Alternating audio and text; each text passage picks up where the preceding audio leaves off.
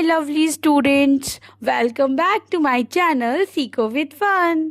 Last video में हमने समझा था पदार्थ किस प्रकार ताप के प्रभाव से अपनी स्टेट बदल सकता है। आज की वीडियो में हम जानेंगे कि पदार्थ दाब के प्रभाव से किस प्रकार अपनी स्टेट बदलता है और कुछ अलग टॉपिक्स को भी डिस्कस करेंगे। चलिए शुरू करते हैं। सबसे पहले हम जानते हैं गुप्त ऊष्मा क्या होती है, यानी लेटेंट हीट क्या होती है। गुप्त ऊष्मा मीन्स छिपी हुई गर्मी। यह वो हीट है जो किसी पदार्थ का तापमान नहीं बढ़ाती, बल्कि सिर्फ उसका रूप यानी स्टेट बदलती है। गुप्त ऊष्मा उस ऊष्मा को कहते हैं जो किसी पदार्थ की अवस्था यानी स्टेट, जैसे ठोस से द्रव का बदलना या द्रव से गैस में बदलने में आवश्यक होती है, लेकिन इससे पदार्थ का टेम्परेचर नहीं बदलता है।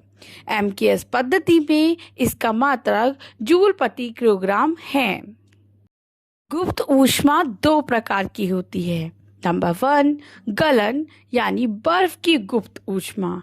नंबर 2 वाष्पन की गुप्त ऊष्मा। चलिए सबसे पहले जानते हैं बर्फ की गुप्त ऊष्मा यानी गलन क्या होता है। यह वो छिपी हुई गर्मी है जो किसी ठोस यानी सॉलिड को पिघलाकर द्रव बनाती है। जब आप बर्फ को गर्म करते हैं तो यह पिघलाकर पानी बनने लगता है। इस दौरान जब तक पूरी बर्फ पिघल नहीं जाती, तापमान 0 डिग्री सेल्सियस ही रहता है। यहाँ दी जाने वाली गर्मी बर्फ के कणों को अलग करने यानी पिघलाने में छिप जाती है। नेक्स्ट इज वाष्पन की गुप्त ऊष्मा means latent heat of vaporisation. वह ऊष्मा जो किसी द्रव यानी लिक्विड को उसके क्वथनांक पर बिना तापमान बदले गैस में बदलने के लिए चाहिए, उसे वाष्पन की गुप्त ऊष्मा कहते हैं। साधारण शब्दों में कहें, यह वो छिपी हुई गर्मी है जो किसी द्रव यानी लिक्विड को उबालकर गैस यानी भाप बनाती है। इसे गुप्त क्यों कहते हैं? क्योंकि इस प्रक्रिया में तापमान बढ़ता नहीं है, फिर भी ऊष्मा लगती रहती है।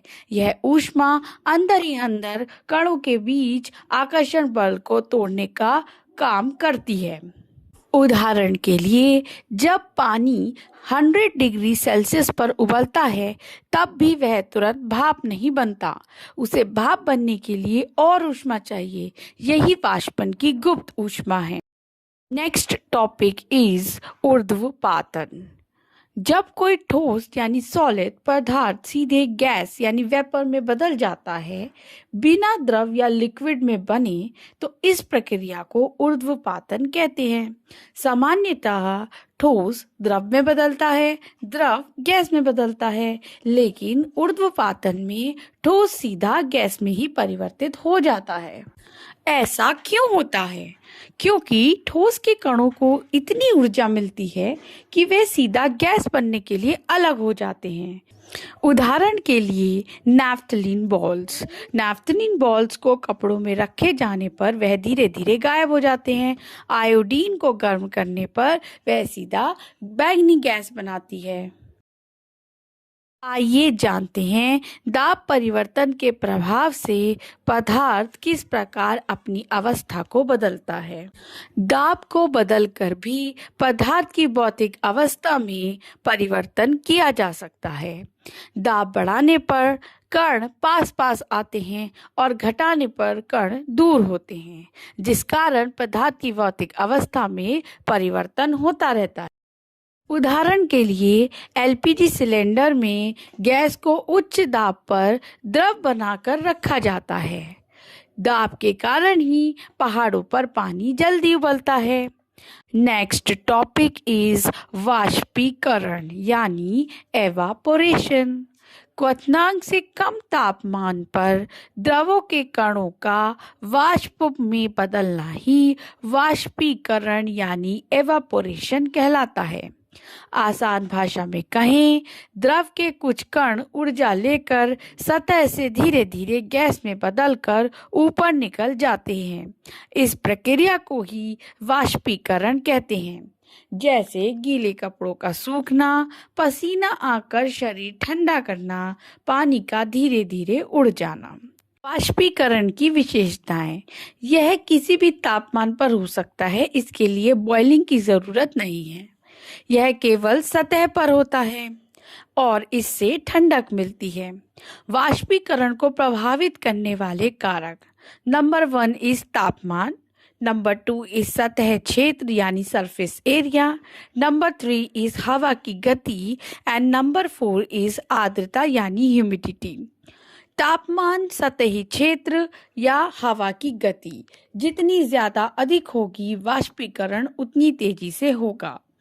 आर्द्रता यानी ह्यूमिडिटी जितनी कम होगी, वाष्पीकरण भी उतनी तेजी से होगा। ये सबसे पहले वाष्पन और क्वथन के बीच के अंतर को समझ लेते हैं। ताप पर निर्भरता के आधार पर बात करें तो यह द्रव के प्रत्येक ताप पर हो सकता है। वहीं क्वथन में यह द्रव के एक निश्चित ताप पर ही संभव होता है। प्रक्रिया की दर के आधार पर बात करें तो वाष्पन की प्रक्रिया धीमी है, वहीं क्वथन की प्रक्रिया तीव्र होती है। प्रक्रिया के उद्गम के आधार पर बात करें तो यह द्रव की ऊपरी सतह पर होता है, वहीं क्वथन में यह संपूर्ण द्रव में होता है। द्रव के ताप पर प्रभाव के आधार पर बात करें तो वाष्पन के प्रोसेस में द्रव का ताप बदलता रहता है, वहीं क्वथन में द्रव का ताप निश्चित रहता है। बाह्य कारकों पर निर्भरता के आधार पर बात करें तो वाष्पन में यह सरफेस एरिया, वायु की गति तथा तापमान की वृद्धि पर बढ़ जाता है।